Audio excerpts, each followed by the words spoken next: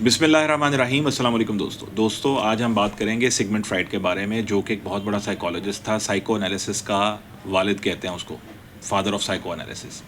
Psychology में इतना बड़ा नाम कि उस जैसा नाम 20वीं सदी में और कोई पैदा नहीं हुआ। सन 1856 में वो पैदा हुआ और 1939 में उसकी वफ़ात हुई। उसने जो काम किया वो बेहतरीन काम था।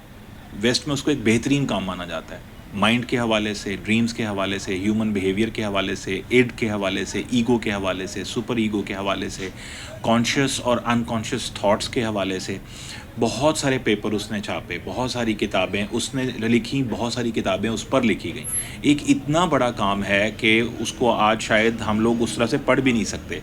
इतना काम उसने इंसान की साइकोलॉजी के बारे में और इंसान के जहन के बारे में किया।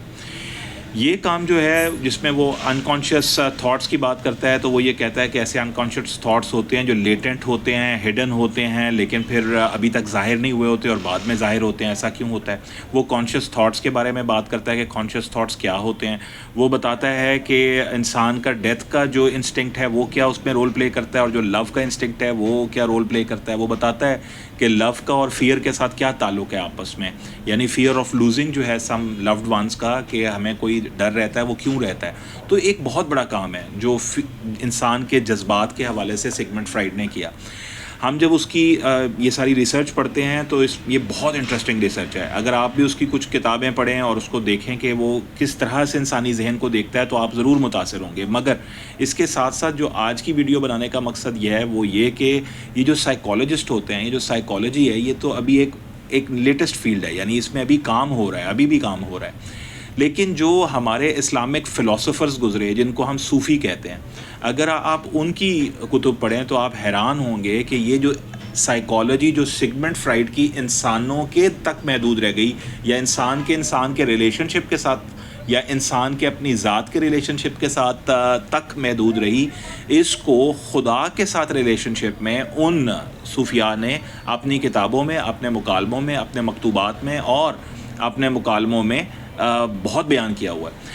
हज़रत अली हजवी रहमतुल्लाह अलैह जो सन 1009 में पैदा हुए और 1072 में दुनिया से तशरीफ़ ले गए, उनकी किताब जो कश्फुल माजूब के नाम से है, एक मारूफ़ किताब है, उसमें वो बहुत सारे औलिया अल्लाह का जिक्र करते हैं। उसमें ना सिर्फ वो अपनी राय देते हैं बल्कि बहुत सारे औलिया अल्लाह की आरा जो है वो भी उसमें शामिल करते हैं। उसमें कुछ चैप्टर्स ऐसे हैं जो इंसान की साइकोलॉजी के हवाले से, यानी साइकोलॉजी वो नहीं जो इंसान के साथ है, साइकोलॉजी वो नहीं जो इंसान की अपने माइंड के साथ है, बल्कि साइकोलॉजी वो जो इंसान की एक अनदेखे खुदा के साथ है। उस साइकोलॉजी के ऊपर उन्होंने बहुत ज़्यादा बात की। और एक चैप्टर जिसको आज हम अपना मौजू बनाएंगे वो है उन्स और हैबत। उन्स और हैबत जो हैं वो बुनियादी तौर पे वही, अंग्रेज़ी में अगर आप उसे ट्रांसलेट करेंगे तो शायद अंग्रेज़ी ज़ुबान इतनी पुअर है कि उसके लिए दो ही लफ्ज़ निकाल पाए, एक लव और एक फ़ियर। यानी वो गुफ्तगू जो सिगमंड फ्राइड ने की कि फ़ियर ऑफ लूजिंग जो है वो लव के अंदर कैसे आ जाता है, फ़ियर का कनेक्शन क्या है लव के साथ, उसी चीज़ को खुदा के तसव्वुर के साथ रिलेट करके कि इंसान जो है जब उसका ताल्लुक़ अल्लाह की ज़ात के साथ बन जाता है तो अल्लाह की ज़ात के साथ वो ताल्लुक़ टूट ना जाए, उसको किस तरह से उन सूफिया कराम ने महसूस किया और कैसे बयान किया, ये बड़ा अहम है। उनकी जो किताब कश्फुल माजूब है, उसमें उन्स और हैबत के चैप्टर में ना सिर्फ वो उन्स को बयान करते हैं, हैबत को बयान करते हैं खुदा और बंदे के ताल्लुक़ में, बल्कि उसको डिस्टिंग्विश करते हैं। उस वक्त के जो बड़े बड़े ज़हन थे जो सूफिया कराम में, उनका तस्करा करते हैं कि वो उन्स और हैबत को कैसे उन्होंने महसूस किया और क्या बयान किया। मैं चाहता हूँ कि आपके साथ वो शेयर करूँ, आप उस पर अपनी राय बनाइए कि ये जो जहन इस्लामी दुनिया में गुज़रे वो कितने बड़े जहन थे। सबसे बड़ी जो अलमिया आज के दौर में है वो ये कि हज़रत अली हजवी रहमतुल्लाह अलैह की जो ज़ात है उसको हमने दाता गंज बख्श रहमतुल्लाह अलैह कह के मोहब्बत तो बहुत की है, लेकिन हमने ये नहीं देखा कि उन्होंने लिखा क्या और उन्होंने हमारे लिए छोड़ा क्या। आज कोशिश करेंगे कि सिर्फ उस बात को पढ़ें जो उन्होंने बयान किए। हज़रत अली हजवी रहमतुल्लाह अलैह जब इंसान और अल्लाह के ताल्लुक़ को बयान करते हैं और फिर जो इंसान की साइकोलॉजी डेवलप होती है उसको बयान करते हैं, तो वो ये कहते हैं कि जब इंसान के साथ अल्लाह का ताल्लुक़ डेवलप होता है तो दो सूरतें इंसान के जहन में बर्पा होती हैं। एक ये कि अगर अल्लाह ताला का ताल्लुक़ उसके ऊपर जलाल की तजल्ली डाले, यानी अब तजल्ली को आप समझने के लिए अभी एहसास समझ लें, यानी अगर आप में अल्लाह ताला का एहसास ऐसा उभर रहा है कि आपको अल्लाह ताला का जलाल महसूस हो रहा है, تو ہم کہیں گے یہ بندے کے اندر خشیت پیدا ہو رہی ہے، خاشع ہے، اللہ کا ڈر اور خوف پیدا ہو رہا ہے، ہیبت پیدا ہو رہی ہے. وہ اسے لفظ ہیبت سے بیان کرتے ہیں، اور وہ کہتے ہیں کہ وہ حالت جب اللہ تعالیٰ بندہ کے دل پر جلال کے انداز میں تجلی ڈالتا ہے تو اس وقت بندہ پر جو ہیبت طاری ہوتی ہے اسے ہیبت یا مقام ہیبت کہتے ہیں. اور جب اللہ تعالیٰ اپنے بندے کے دل پر جمال کے انداز میں تجلی ڈالتا ہے اس وقت بندے کے دل میں جو خوشی اور محبت جاری ہوتی ہے اسے انس یا انس کا مقام کہتے ہیں. اب بات یہ ہے کہ چونکہ صوفیہ ہمیشہ ہر جو چیزیں اور ہر کیفیت جو ہے وہ اللہ کے پرسپیکٹیو سے بیان کرتے ہیں، تو وہ یہ کہہ رہے ہیں کہ اللہ تعالیٰ جب کسی ایک انسان کے ساتھ تعلق بناتے ہیں، اسے اپنا تعلق عطا کرتے ہیں، تو دو صورتیں، دو اس کی سائیکلوجیکل ڈیولپمنٹ میں دو چیزیں لازمی طور پہ ابھریں گی. یا تو وہ اللہ کی محبت محسوس کرے گا یا وہ اللہ تعالیٰ کی ہیبت محسوس کرے گا. اللہ تعالیٰ حاکم ہے، مالک کل ہے، اور جب اس ملکیت کو ایک انسان اپنی امیجنیٹو فورس کے ساتھ امیجنیشن میں تھوڑا سا بھی لاتا ہے اور اس کو اللہ تعالیٰ کا ادراک ہوتا ہے کہ وہ ذات کتنی بڑی ہے اور انسان اس کے سامنے کتنا حقیر ہے، تو لازمی بات ہے کہ انسان کے اوپر ایک ہیبت طاری ہوتی ہے. تو اس کو آپ ایک احساس سمجھ لیجئے. وہ جو لفظ استعمال کر رہے ہیں وہ تجلی ہے، یعنی صوفیانہ ٹرمینالوجی میں لفظ تجلی. اور جب انسان اللہ تعالیٰ کی نعمتوں کو دیکھتا ہے، اللہ تعالیٰ کی عنایات کو دیکھتا ہے، اس کی رحمت کو دیکھتا ہے، اپنی ذات میں اپنی جاری زندگی کو دیکھتا ہے اور زندگی میں ہونے والے جو اسے فوائد حاصل ہو رہے ہیں انہیں اللہ تعالیٰ کی طرف نسبت دیتا ہے، تو ایک انس محسوس ہوتا ہے. اور صرف جو ایک تعلق کا انس ہے وہ ایک علیحدہ انس ہے، یعنی صرف منعم کے طور پہ اللہ کو نہ دیکھنا بلکہ اللہ تعالیٰ کو اللہ تعالیٰ سے ایک محبت کو محسوس کرنا باقاعدہ کہ ذات کے ساتھ محبت ہے. تو وہ یہ کہہ رہے ہیں کہ انسان پہ یہ اللہ تعالیٰ کی طرف سے جو دو عنایات ہو سکتی ہیں وہ یہ کہ ایک ہیبت اور دوسرا انس، یعنی اگر اللہ کی جلال کی تجلی اس پر پڑ رہی ہے تو اسے ہیبت محسوس ہوگی، جمال کی تجلی پڑ رہی ہے تو اس کو انس محسوس ہوگا. پھر وہ اس کے بعد ڈسکشن کرتے ہیں کہ مختلف اولیاء کرام انس اور ہیبت کے بارے میں کیا بیان کرتے رہے ہیں. ایک جگہ پہ وہ فرماتے ہیں کہ ایک گروہ جو ہے اولیاء اللہ کا وہ یہ کہتا ہے کہ ہیبت جو ہے یہ عارفوں کا درجہ ہے اور انس جو ہے وہ مریدوں کا درجہ ہے. یعنی وہ کہتے ہیں ایک کیٹیگری آف اولیاء کرام ایسے ہیں جو یہ کہتے ہیں کہ جب ایک انسان ہیبت محسوس کرتا ہے، خشیت محسوس کرتا ہے، اپنے آپ کو حقیر اور تذلل اللہ کے سامنے محسوس کرتا ہے اور ساری عزت اللہ کی سمجھتا ہے، ملکیت اللہ کی سمجھتا ہے، تو اگر وہ اس درجے میں ہے تو اصل میں یہ ہے عارفوں کا درجہ، اس نے اللہ کی پہچان کر لی ہے. اور دوسرا جو انس کا درجہ ہے یہ مریدوں کا درجہ ہے، یعنی محبت محسوس کرنا، یہ تو ہر امتی محسوس کرتا ہے. ایک گروہ جو ہے علی حجویری فرماتے ہیں کہ ان کی یہ رائے ہے.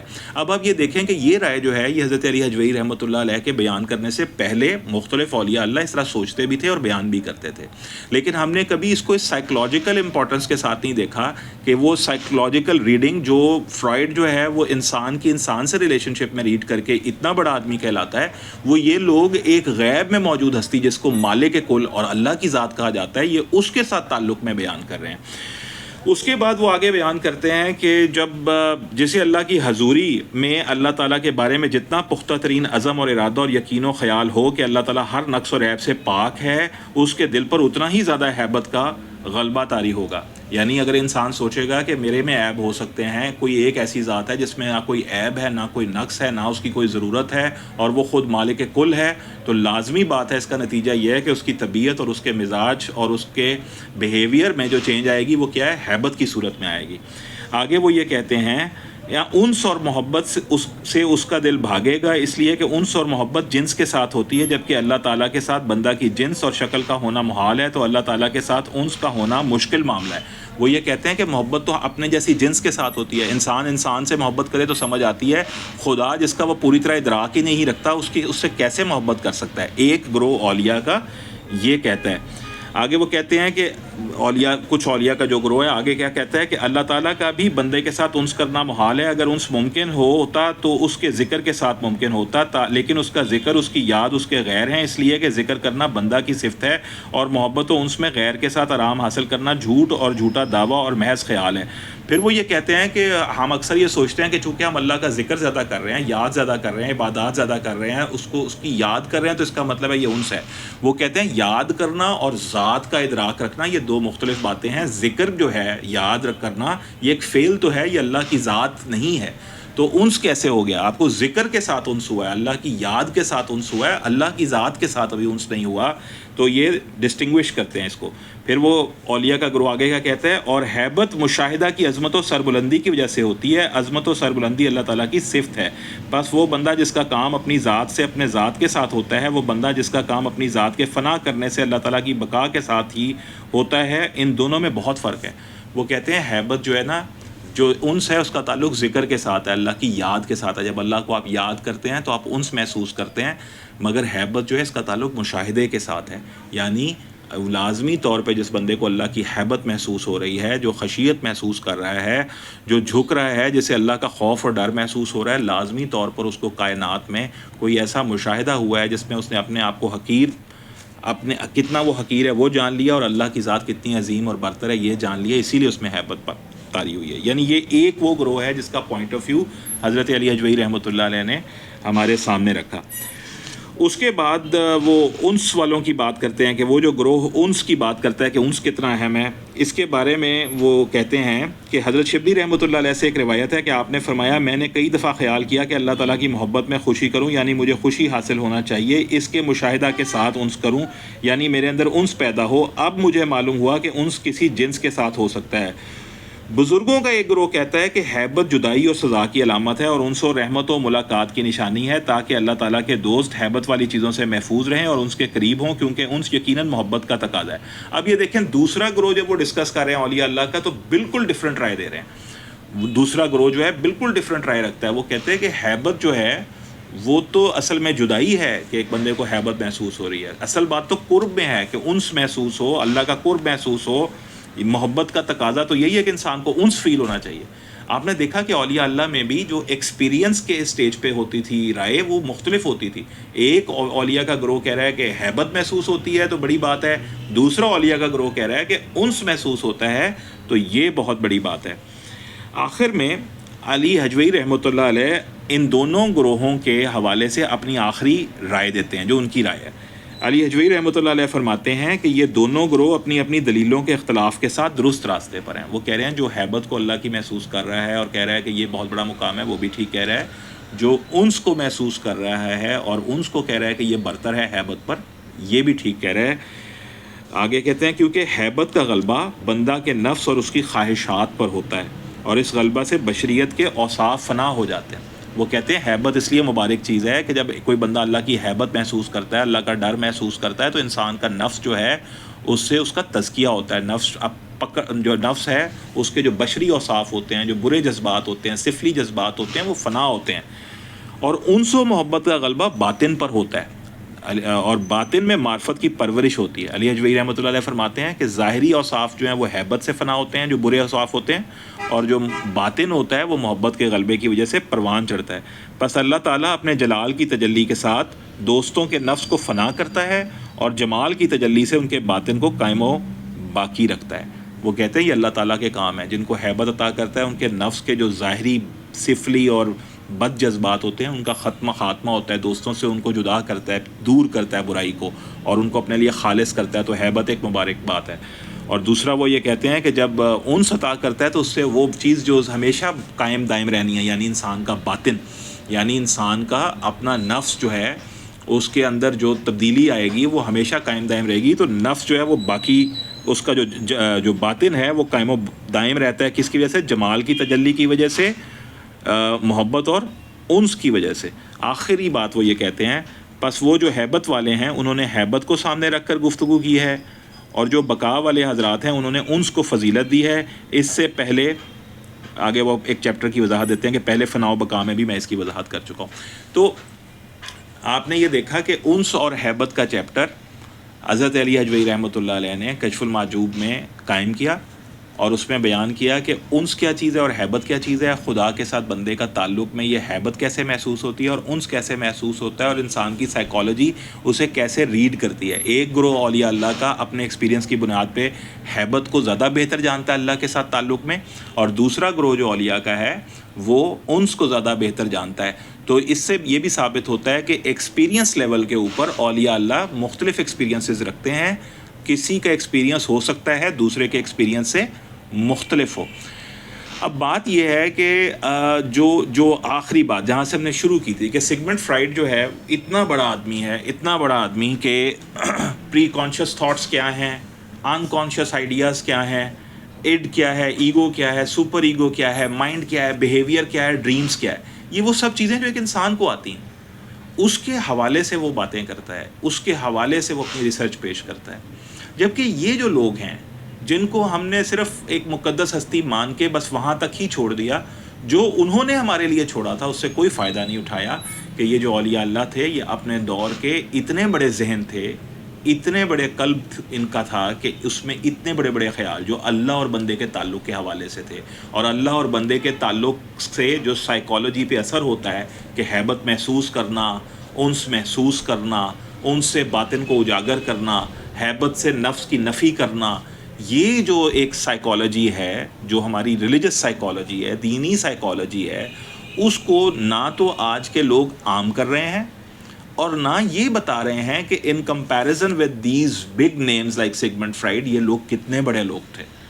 تو آج کا جو چیپٹر ہے انس اور ہیبت کشف المحجوب میں جو حضرت علی حجویری رحمۃ اللہ علیہ نے بیان کیا، اس کو بیان کرنے کا مقصد یہ تھا کہ ہمارے جو بڑے بڑے ذہن گزرے ہیں، ہمارے جو بڑے بڑے اولیاء اللہ گزرے ہیں، ان کو صرف ایک مقدس ہستی کے طور پہ دیکھنے کے ساتھ ساتھ ہمیں جو ان کا چھوڑا ہوا علم ہے اس میں ان کی ذہنی جو قد ہے اس کا بھی ہمیں فیصلہ کرنا چاہیے کہ یہ کتنی قدآور ہستیاں تھیں. آج یہ ہوتا ہے کہ ہم بھی اللہ کا خوف محسوس کرتے ہیں اور پھر اتنا محسوس کرتے ہیں کہ ڈرے ہی جاتے ہیں.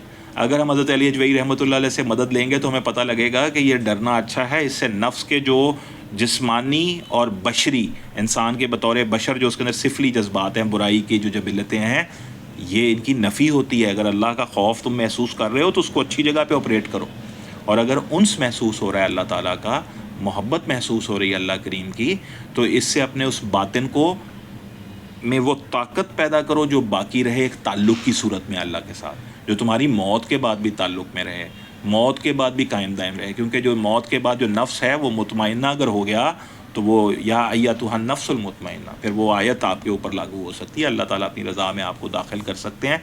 تو صرف ایک مقصد آج کی ویڈیو بنانے کا کہ بہت بڑے ذہن تھے ہمارے صوفیاء کرام میں، جو صرف اسلامک فلسفی پہ کام نہیں کر رہے تھے بلکہ اسلامک سائیکالوجی پہ بھی کام کر رہے تھے. اور میرے نزدیک اسلامک سائیکالوجی پہ بہت کام ہوا ہے جسے اب بالکل بیان نہیں کیا جاتا.